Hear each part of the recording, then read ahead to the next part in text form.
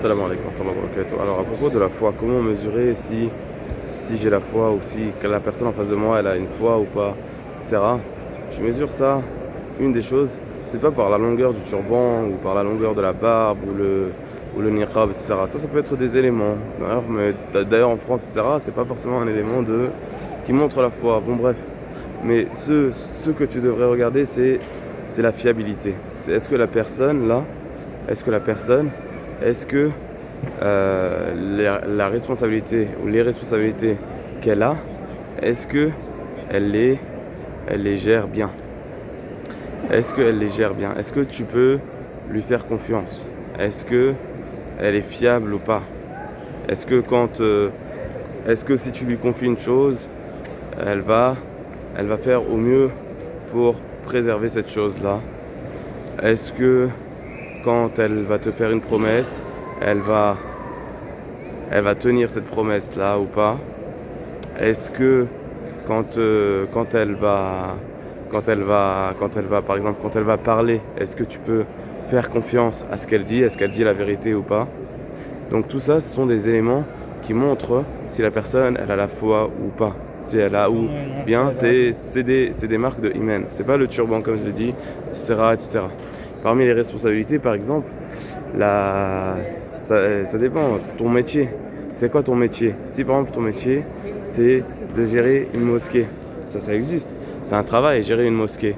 Est-ce que tu fais attention, par exemple, à la sécurité des gens dans la mosquée? Est-ce que tu fais attention au discours qui est dit dans la mosquée, etc. Et après, il y a aussi les responsabilités de tout musulman. Par exemple, tout musulman, on a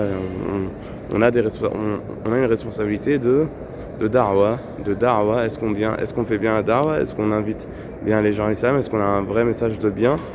Est-ce qu'on est contre le mal, etc. Parce que ça aussi, voilà, c'est une des responsabilités du musulman que d'ordonner le bien et d'interdire le mal.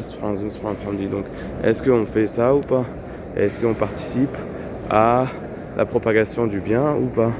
Est-ce qu'on participe à la propagation de la vérité ou pas? Et à être contre le mal ou pas? Ok? Donc ça, c'est des responsabilités. La responsabilité familiale. Est-ce que tu prends soin de ta femme, de ton conjoint, de ton mari? Est-ce que tu prends soin de tes enfants? Est-ce que tu prends soin, par exemple, des biens de ton mari? Ou des biens, par exemple, de tes parents? Ou des biens qu'on te confie? Si tu es professeur, est-ce que tu fais bien ton travail, etc., etc. Donc la MN, c'est ce qu'on appelle la MN. La MN. Et dans le hadith, voilà, la MN. Est-ce que tu gères bien ta MN ou pas? Est-ce que tu gères bien ta MN ou pas?